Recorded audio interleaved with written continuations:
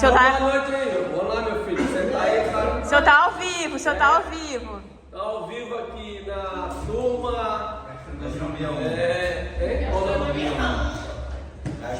1. Gastronomia 1. Então, esses assuntos aqui vão ser os assuntos para vocês estudarem para a prova na próxima semana. Então, eu estou repetindo aqui porque eu vou postar essa aula no grupo para vocês estudarem, né? Então, vamos fazer uma rápida revisão aqui com vocês, tá bom? Bem, o conceito de biologia. O que é que vem ser biologia? Então, biologia é uma ciência, então está dentro das ciências naturais. Então, é uma ciência que estuda os seres vivos, porque toda ciência tem um objeto de estudo, e o objeto de estudo da biologia são os seres vivos, né? Então, aqui, a biologia é a ciência que estuda os seres vivos, certo? Ciência que estuda os seres vivos. Então, a biologia é uma palavra que vem do grego, que você pode dividir em duas palavras, né? Bio significa vida e logia significa estudo, dentro do grego. Qual a importância da biologia? Então, a importância da biologia para o nosso estudo, né, é conhecer, né, todas os males que afligem toda a humanidade, como no caso AIDS, como no caso as drogas. Vê aí, meu filho, as drogas. Quais são outros males? A fome, o desmatamento, certo? Conservação do meio ambiente que temos que ter. Então, todas essas coisas aqui nós vamos tratar dentro da biologia. E também, através do conhecimento, né, da biologia, como os outros conhecimentos das outras disciplinas, tornar vocês cidadãos, né? Para saber quais são os seus direitos, seus deveres e tudo mais. E saber se cuidar, né? Principalmente fazer a parte da prevenção das doenças. Beleza. Divisão da biologia. A biologia, como é uma ciência muito extensa, né? Porque estudar os seres vivos é um assunto muito amplo, então nós vamos ter várias subdivisões dentro da biologia. Eu vou citar algumas aqui como título, depois vocês vão aprender outras, né, dependendo das suas curiosidades, né, que vocês devem ter. Então, a primeira que nós vamos tratar é da citologia. Então, a citologia vocês vão ver aqui comigo também. Cada parte dessa biologia tem um objeto de estudo. Então, a citologia, qual é o objeto de estudo da citologia? As células. Então, as células é tratado dentro do estudo da citologia, que é uma parte da biologia que estuda as células. Já a histologia, que é uma outra subdivisão da biologia, estuda os tecidos, né? Tecidos. O que é que vem ser tecidos? Tecido é tecido de pano, né? Tergal, terlim. E tecidos são conjuntos de células. Então as células se unem para formar os tecidos. Quem estuda os tecidos vivos é a histologia. Então o objeto de estudo da histologia são os tecidos.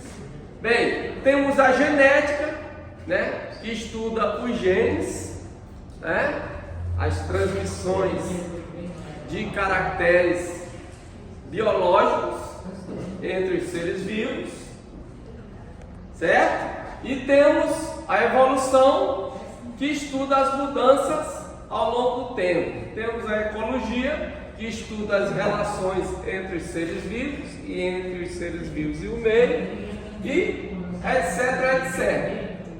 Bem, no quarto item vocês vão atentar para as características gerais dos seres vivos, né? As características gerais dos seres vivos. Quais são as características gerais dos seres vivos? Eu vou citar algumas, as mais importantes. Primeiro, todos os seres vivos são formados por células, né? Que é um objeto de estudo da citologia, que é uma parte da biologia. Então, todos os seres vivos são formados por células. Outra característica dos seres vivos, nós temos aí a reprodução, que é a capacidade que os seres vivos têm, né? A capacidade que os seres vivos têm de dar origem a outro ser vivo igual ou semelhante a si próprio. Então, essa capacidade é uma das características dos seres vivos. O metabolismo é uma característica, né, dos seres vivos. O que é metabolismo? São transformações, né? São conjunto de reações químicas que se processam dentro da célula, que se processam no organismo, né? Essas reações químicas, que são químicas de natureza químicas, elas são de transformação, transformar substâncias simples em substâncias complexas ou transformar substâncias complexas em substâncias simples. Quando se transforma substâncias simples em complexas, nós estamos diante do anabolismo, que é uma parte do metabolismo. Quando se transforma substâncias complexas em substâncias simples, nós estamos diante do catabolismo, né? Então, o anabolismo seria uma fase de construção do metabolismo, enquanto que o catabolismo é uma fase de degradação do metabolismo. Um degrada para gerar energia e o outro constrói substâncias para poder formar o indivíduo. Bem, nós temos também sensibilidade, os seres vivos têm sensibilidades, tem outra evolução, todos os seres vivos evoluem, né? Que é mudança ao longo do tempo, nós vamos mudando ao longo do tempo, né? Então, os seres vivos de 2.000 anos atrás não é semelhante aos seres vivos de agora. Então, passaram por um processo de mudanças, porque ocorrem mutações principalmente no código genético deles, no material genético, que é o DNA e RNA. Bem, o quinto item que vocês vão estudar são os níveis de organização dos seres vivos, né? Os seres vivos são organizados numa sequência menos complexidade por mais complexidade, maior complexidade. Primeiro, a célula. O nível 1 é a célula. Todos os seres vivos são formados por células. Então, até uma bactéria é formada por uma célula.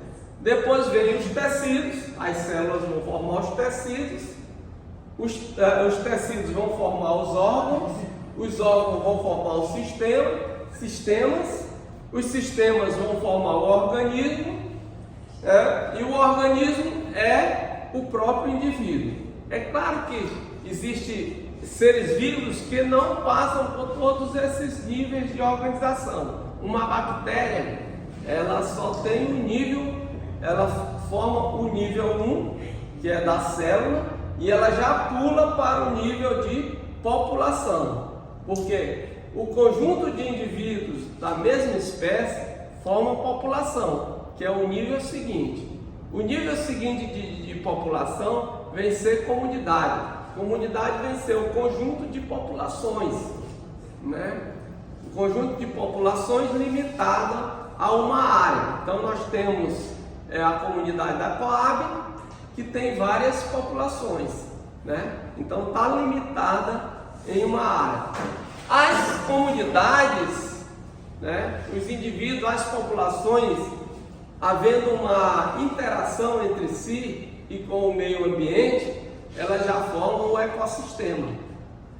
O ecossistema são interações que existem dos seres vivos que formam aquela comunidade e com os meios externos, os fatores externos, como temperatura, como pressão, como clima. Então, quando essa população, essa comunidade está suspensa, todos esses fatores, né? Olha, Todos esses fatores que vão acontecer aqui. O senhor não critica esse vídeo porque eu não sou uma boa câmera. Oi? O senhor não critica esse vídeo, a qualidade de como eu tô gravando, porque eu sou uma péssima câmera, viu? Aí vai aparecer o que eu tô falando aí, depois eu corto, né? Depois o senhor corta, depois o senhor corta. Então é isso. Então as comunidades vão formar um ecossistema e os ecossistemas, o conjunto de ecossistemas vão formar a biosfera, ok? Bem, o próximo nível, a próxima coisa que você vai ter que estudar é o método científico. Então, o método científico, ele é válido para todas as ciências, não só para a biologia, mas para toda a ciência. É um passo a passo na construção do conhecimento. Qual é o primeiro passo? O primeiro passo é a observação. Você vai observar o quê? Vai observar os fenômenos da natureza. O que são fenômenos, professor? Fenômenos são tudo que acontece na natureza são fenômenos.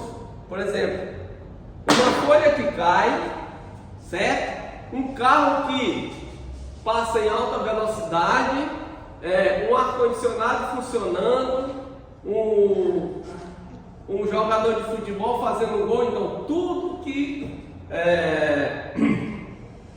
que acontece na natureza vai ser o fenômeno. E o primeiro passo da metodologia científica é a observação do fenômeno. Depois vocês vão fazer o quê? Depois de observar o fenômeno, vocês vão questionar, né? Vocês vão propor, aliás, vocês vão construir um problema, né? Construir um problema.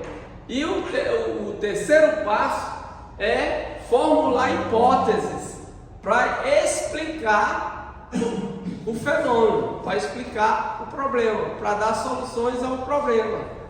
Então, vocês vão fazer o seguinte: por exemplo, o fenômeno chuva. É um fenômeno, né? Você observa, todo mundo observa a chuva.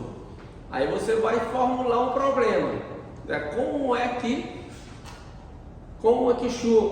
que chove?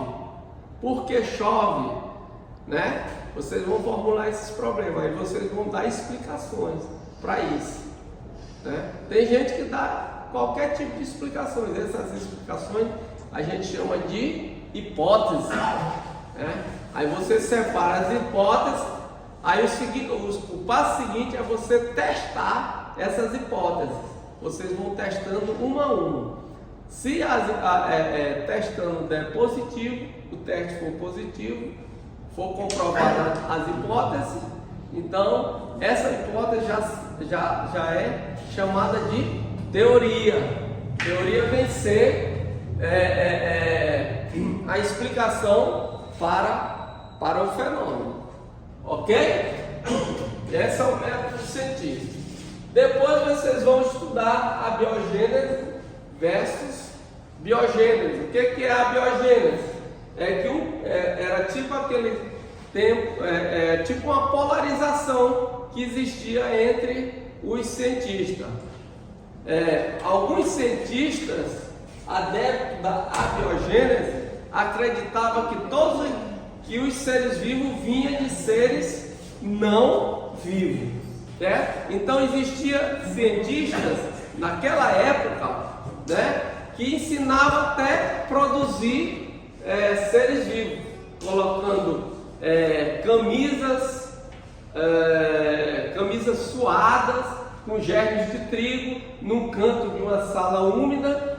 Você colocaria ali, 3 dias depois aparecia ratos, baratas e tal. Então eles ensinavam isso. Então eles achavam que esses seres vivos vinha da camisa do germe de trigo, certo? Os apoiadores da biogênese.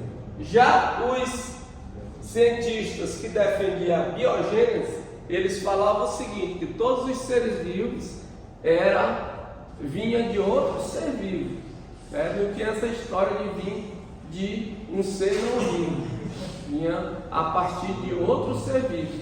Então, se surgiu um ser vivo ali, é porque ele veio de outro ser vivo, e esse aqui ser vivo vinha de outro ser vivo, e assim sucessivamente. Só que aí eles não definiam como surgiu o primeiro ser vivo, certo? Depois de tanta discussão, foi provado realmente que todos os seres vivos vinham de um outro ser vivo já pré-existente. Só que eles não sabiam como surgiu o primeiro ser vivo. Então, depois de longo tempo, já no século XX, um grupo de cientistas, eles criaram uma teoria, e testaram essa teoria, e explicaram a origem do primeiro ser vivo. E eles acreditam que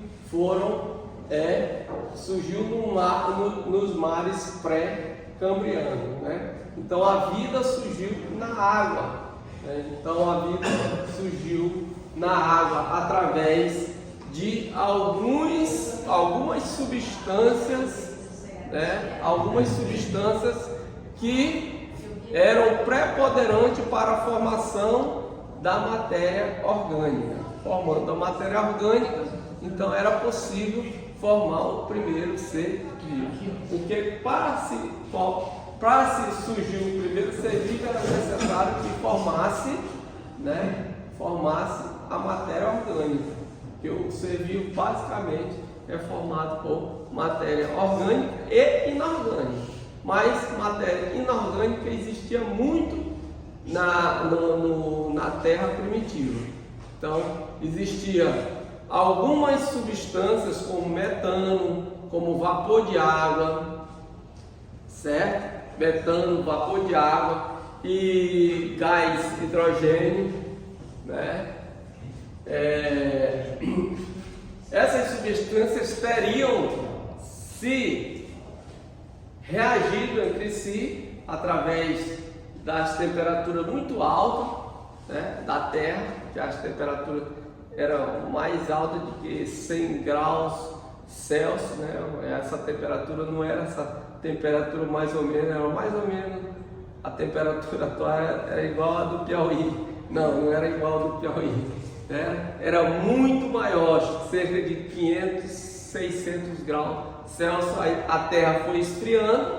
Na verdade, essas substâncias elas começaram a reagir entre si e formar a primeira célula viva nos mares pré-cambrianos, certo? Vocês